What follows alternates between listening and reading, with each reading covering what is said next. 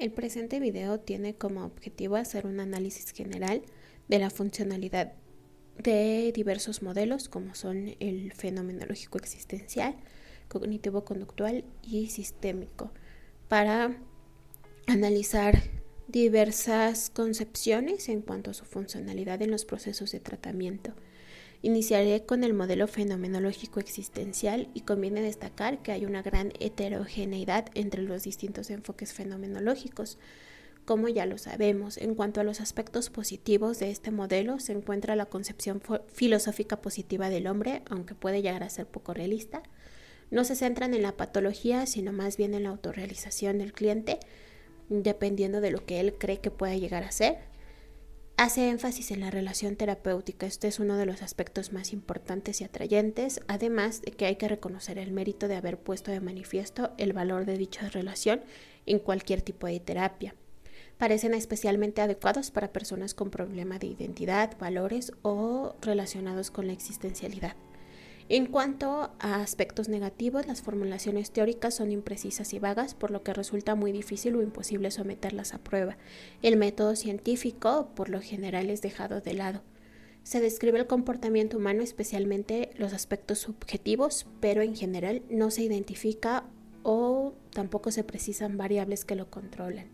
Se centra en la experiencia consciente del ser humano como determinante de la conducta y relegan muchos otros factores como pueden ser los biológicos, situacionales, condiciones de aprendizaje, entre otros. La razón se subordina al sentimiento, es decir, que se busca el conocimiento a través de la experiencia subjetiva y se relega el análisis racional. Los tratamientos fenomenológicos, especialmente los basados en la relación, son vagos y poco realistas, pues que de pronto dejan en duda si un terapeuta puede ser realmente empático, que no juzgue y que no sea directivo del todo. Existen pocos estudios controlados sobre la eficacia de las terapias fenomenológicas respecto a las más investigadas, por ejemplo la de Rogers. Es más eficaz, se considera al menos que es más eficaz que el no tratamiento y parece que las condiciones de autenticidad, empatía y aceptación positiva e incondicional son factores importantes correlacionados con el éxito de la terapia, pero no parece que por sí solos sean suficientes. El resto de las terapias fenomenológicas no han sido casi investigados o cuando lo han sido el número de estudios es pequeño y la eficacia es relativamente baja, como se ha considerado en la terapia gestal o en el análisis transaccional. Los criterios de éxito terapéutico se definen en términos generales de autorrealización, crecimiento, autenticidad, etc. y se considera que son muy difíciles de operativizar. Por lo tanto, en los autoinformes de validez y fiabilidad prácticamente son desconocidos. Dada la naturaleza introspectiva de estos modelos, su aplicabilidad clínica se limita a aquellas personas con un nivel intelectual y sociocultural suficientes como para poder llevar a cabo análisis introspectivos. Se sospecha que su valor es mínimo o nulo con personas con trastornos que padecen trastornos psicóticos o personas bajo algún estrés intenso. Los grupos de crecimiento a corto plazo basados en los métodos fenomenológicos y centrados en los sentimientos y la experiencia y no en la razón pueden tener efectos incluso negativos hasta en el 8% de los participantes. Esto es más probable en personas que ya eran inestables al inicio, lo que indica la importancia de una buena selección de los clientes ante este modelo de terapia.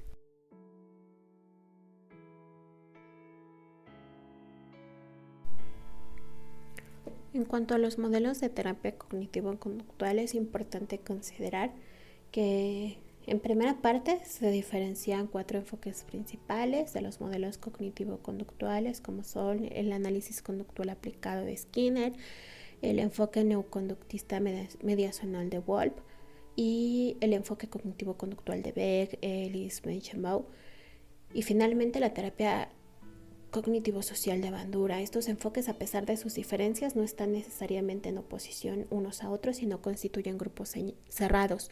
Muchos terapeutas de conducta no pueden ser encuadrados de forma simple y exclusiva a alguno de ellos. Conviene señalar también, por otra parte, en este análisis final, que a partir del análisis conductual aplicado se han desarrollado un movimiento denominado contextualismo o análisis conductual clínico, que difiere del primero en algunos aspectos, también conocidos como las terapias contextuales. La diferencia fundamental está en el desarrollo terapéutico, en el cual la conducta verbal adquiere un gran protagonismo. Dentro del contextualismo se pueden distinguir la terapia de aceptación y compromiso de Hayes, la psicoterapia analítica funcional, la terapia de la conducta dialéctica de Linehan y la terapia integradora de pareja de Jacobson, entre muchos otros. Estas terapias han sido denominadas de tercera generación dentro de la terapia conductual y bueno, lo que da esta importancia fundamental es que se centran en el contexto en que ocurre en el comportamiento y en las funciones de este, más que a su forma o su topografía. Así, por ejemplo, es importante considerar la función que tienen los pensamientos en vez de su contenido. También, además de esto, en general se puede hacer este análisis de lo positivo y negativo en general de los modelos conductuales y cognitivo-conductuales, pero siempre teniendo en consideración que las terapias contextuales actualmente responden incluso a áreas que antes se consideraban de oportunidad en cuanto a aspectos negativos. En cuanto a aspectos positivos, podemos encontrar las experiencias de aprendizaje y el énfasis que se hace en ellas, la concepción optimista sobre las posibilidades de cambio de las personas, el bajo o moderado nivel de abstracción en sus formulaciones, lo que facilita el estudio científico, también el énfasis que se hace en la comprobación empírica, lo cual permite que las formulaciones teóricas tengan mayor fiabilidad y validez en cuanto a los instrumentos de evaluación y la eficacia de los tratamientos aplicados. Y finalmente la descripción y sistematización de gran número de técnicas de amplio uso. En cuanto a aspectos negativos, se encuentra la falta de un marco teórico claro y diferenciado, por lo cual resulta difícil establecer qué es lo que se tiene de específico el modelo conductual, más allá de su adhesión a la metodología científica, que puede ser utilizada naturalmente por otros enfoques. También el énfasis injustificado en el que los principios y las técnicas empleados han sido derivados de la psicología científica, cuando en realidad muchos de ellos se deben más a la experiencia clínica. Y también podemos mencionar la falta de reconocimiento de factores cognitivos y subjetivos de los enfoques no cognitivos, la supereditación de la emoción a la cognición en los enfoques cognitivos, y también finalmente que se requiere una mejor validación de los procedimientos de evaluación en las cogniciones, y estos que más bien que solo estos no consistan únicamente en los autoinformes.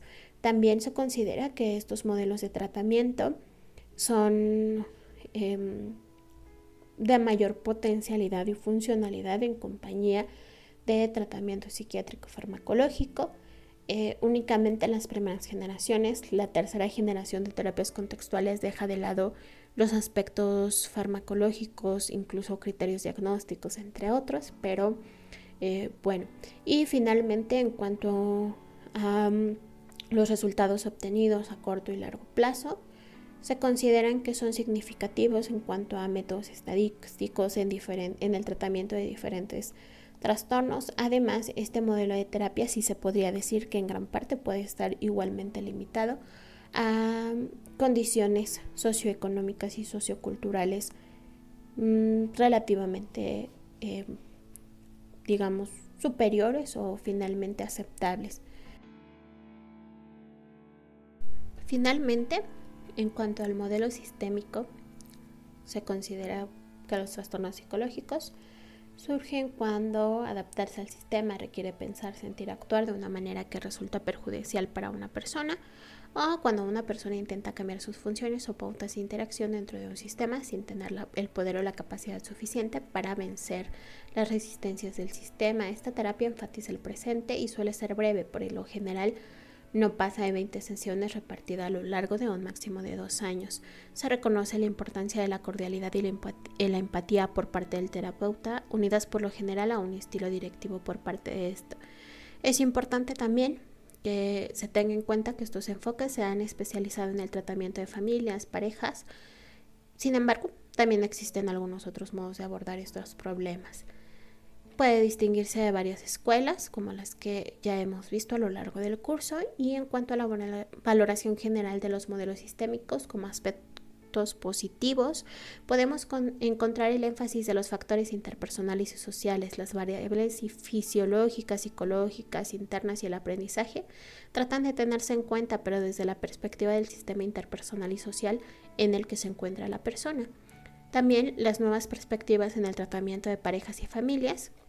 Los enfoques sistémicos se han aplicado a problemas en la adolescencia, como delincuencia, esquizofrenia incipiente, drogadicción, trastornos infantiles en general y problemas psicosomáticos como diabetes, asma, anorexia, entre otros. En cuanto a aspectos negativos, la psicoterapia sistémica no se deriva más que indirectamente, en el mejor de los casos, de la investigación básica.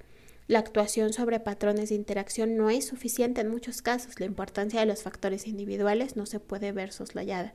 Se enfatiza muchas veces el papel del sistema familiar y se olvidan otros sistemas que pueden ser tanto o más importantes, tales como el grupo laboral, el grupo de adolescentes, alguna secta, etc. Aunque estudios no experimentales sugieren la eficacia de las intervenciones sistémicas, existen pocas investigaciones controladas.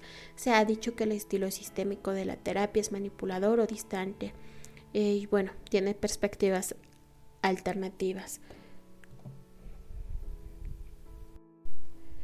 A manera de conclusión, estos tres modelos tienen factores diferenciales en cuanto a las diferencias de cómo perciben la patología, en cuanto a la evaluación, en cuanto a los objetivos terapéuticos, la duración de los tratamientos, en cuanto a las técnicas también de tratamiento y finalmente también tienen factores en común. Por ejemplo, pueden ser la empatía, aceptación incondicional positiva, la relación positiva y de confianza entre terapeuta-paciente, la provisión de un marco de curación, es decir, un despacho, una clínica, un hospital, que proporciona la formalidad del proceso de terapia, la relación del poder e influencia social que toman en consideración, la reconceptualización de los problemas del paciente, el acuerdo entre el cliente, el terapeuta y los métodos de tratamiento, el fomento de experiencias correctivas y experiencias de éxito que desarrollen sentimientos de autoeficiencia y también la oportunidad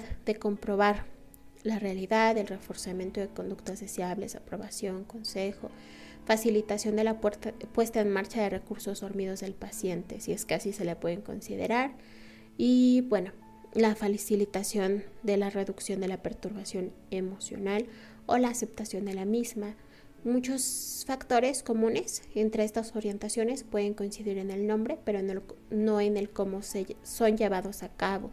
No hay mucha investigación empírica para identificar factores que pueden considerarse como estrategias para llevarse a cabo de distintas técnicas y cómo pueden variar según las orientaciones realmente. Existe una necesidad de identificar empíricamente tanto los factores comunes como de contribuciones únicas.